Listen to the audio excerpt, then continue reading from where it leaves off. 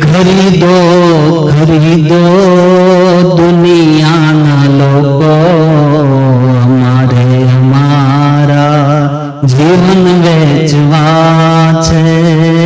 खरीदो खरीदो दुनियाना लोको हमारे हमारा जीवन वेचवा छे।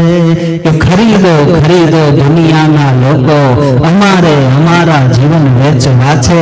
आ हृदय रक्तथी जेनुं सिंचन कर्युं छे ए जीवन जमनना सुमन वेचवा छे। खरीदो खरीदो दुनियाना लोको अमारे हमारा जीवन वेचवा छे। आ कि हरिजनो ये माया हरि ने सोपी दे मर्यादा पोते पोतानी लोपी दे ये भक्ति ने माटे भक्ति ने हाथ उठीने पोते पोतानी मर्यादानुं भान नथी राख्युं। साहेब धर्म हाथ उठीने सत्य हाथ उठीने माणसोए पोताना जीवनने वेचवानी तैयारी करी छे ने ए खोरडानी माथे रामना डगला थाय। राम क्यां आवे ए प्रश्न मोटो छे ने साहेब। तो ई खोरडानी माथे राम आवे ए पेढीनी माथे राम आवे के सत्य हाथ उठीने वेचावानी जेनी तैयारी होय। साहेब अवध जेवी नगरी अवधनी गादीनी माथे राजाओ एवा त्या छे। साहेब हरिश्चंद्र जेवो राजा अने जेदी विश्वामित्रे आवी अने वराज दरबारमां कीधुं हाय राजन मारुं राज सिंहासन खाली करी दे। एटले कीधुं ल्यो बापू भले पधारो अने पोते महाराज उभो थई गयो। साहेब एटले कीधुं के एकवार हजी विचार करी ले अने एम कही दे के हुं नथी बोल्यो। एक बार एम कही दे के मैं नथी दीधुं हुं नथी बोल्यो तो आ राजपाट तने ओपी अने पाछो वया जाओ वयो जाओ। एटले कीधुं के बापू हुं बोल्यो छुं पछी एम केम कहूं हुं नथी बोल्यो। के बापू हुं बोल्यो छुं अने एम केम कहूं हुं नथी बोल्यो। तो के वेचाई जावुं पड़शे के राजन वेचाई जावुं पड़शे बापू एनी चिंता करो मां एनी उपाधि करो मां एनी मारी तैयारी छे के खरीदो खरीदो दुनियाना लोको अमारे हमारा जीवन वेचवा छे। आ हृदय रक्तथी जेनुं सिंचन कर्युं छे जीवन जमनना सुमन वेचवा छे। खरीदो खरीदो दुनियाना लोको अमारे हमारा जीवन वेचवा छे। केनी तैयारी छे बापू पण जुठ्ठुं तो आजे नहीं अने काले नहीं हो। राजपाट तो ओपी दीधुं साहेब। एटले कीधुं के ओली सोनामोहरनी वात थई छे ने राजन ओली सोनामोहर दानमा देवानी पण वात थई छे के हवे राजपाट तो दई दीधुं छे हवे आ खजानानी माथे मारो कोई अधिकार नथी। एटले पोताना मंत्रीगणने पूछवामां आव्युं के हवे शुं करूं। कीधुं के काशी नगरीमां जे अने मजूरी करी अने तमे तमारुं लेणुं चूकवो तो ई मान्य छे। एटले पोताना परिवार सहित पोतानी पत्नी पोतानो एकनो एक दीकरो रोहितने लई अने राजा हरिश्चंद्रे काशीनी माथे डगला कीधा साहेब। न्या आवी अने बजारनी माइल पर कीधुं के मारे मने कोई नौकरी राखो मने कोई कामे राखो मारा माथे आ लेणुं छे मारे लेणुं चूकवવું છે સોનામોરનું લેણું છે મારે ચૂકવવું છે। એટલે ન્યા એક દલાલ હતો એને કીધું કે રાજન કાંઈ અહીંયા મહેનત કરે આ શરીરથી તન તોડે કાંઈ હોના મોરો ભેડી ન થાય રાજન તો કે શું કરવું પડે કે એના હાટું વેચાવવું પડે।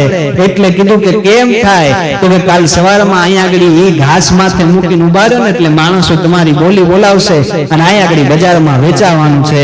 એટલે બીજા દી હવારમાં સાહેબ ઘાસના પોટલા લઈ અને ત્રણે ઊભા થઈ જાય સાહેબ અને માણસો બોલી લગાવે કે અવધ નરેશ જાતે ઊભા છે રાજા હરિશ્ચંદ્ર તેમના રાણી પત્ની છે અને કહે છે કે એમનો એકનો એક દીકરો કુંવર એમ કહેવાય કે છે રોહિત અને કહે છે કે માણસોની મેદની છે એકડે ઠેઠ ટોળું જામ્યું સાહેબ।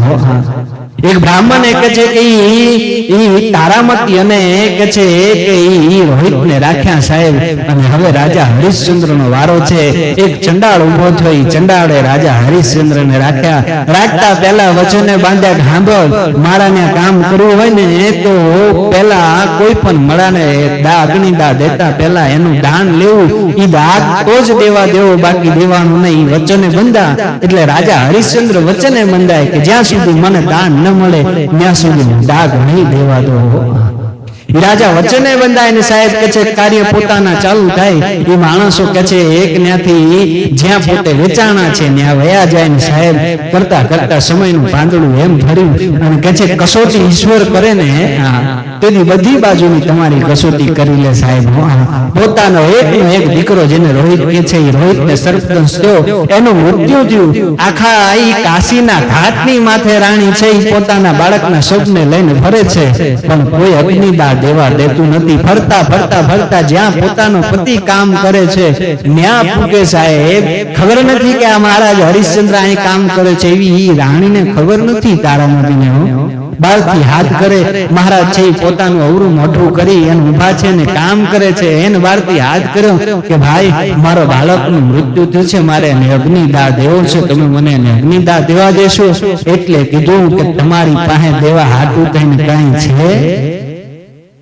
હાથ સાંભળ્યો, અવાજને ઓળખી ગઈ અને ગળગળતી દોડતી જઈને કીધું કે સ્વામીનાથ નજર તો કરો, આપણો રોહિત છે, આપણું બાળક છે, એને સર્પદંશ થયો ને એનું મૃત્યુ થયું છે.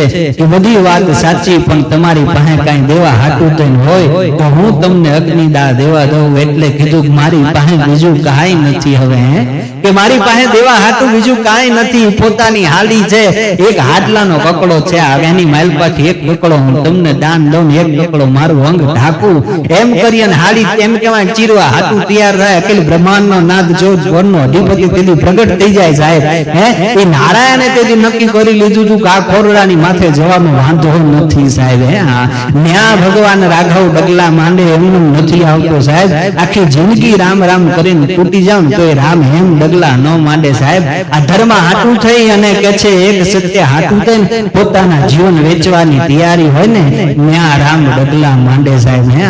આ તો કે છે કે પરીક્ષા હતી મહારાજની સાહેબ. એવી ચંડાળ પણ જાતે એમ કહેવાય કે રાજા ધર્મ હતો એને કે છે પોતાનું સ્વરૂપ ધારણ કરીને દેખાડ્યું કે મહારાજ હું જાતે ધર્મ છું, તમારી પરીક્ષા હતી આ. અને કે છે કે વિશ્વામિત્રએ પણ આવી અને મહારાજને પોતાએ જે કઈ રાજપાટ લીધું હતું પરત આપ્યું કે આપ આપણી પરીક્ષાની માલપાથી પાર પડ્યા છો. પણ કે છે કે એવા કઠિન સમયમાં પોતે વેચાવું પડ્યું સાહેબ. પોતાના ઘરણાને વેચ્યા, પોતાના પુત્ર વેચ્યા, અંતે પોતાનો પુત્ર મરી ગયો ને તોય સત્યની માથેથી મહારાજ કહે છે કે ડગ્યો નથી સાહેબ. રાજા હરિશ્ચંદ્ર જરા પણ ડગ્યો નથી ને ત્યારે નારાયણને પ્રગટ થવું પડ્યું સાહેબ. એમનેમ નથી થતું સાહેબ. નથી મફતમાં મળતા આના મોઘા મૂળ ચૂકવવા પડતા, નથી મફતમાં મળતા આના મોઘા મૂળ ચૂકવવા પડતા.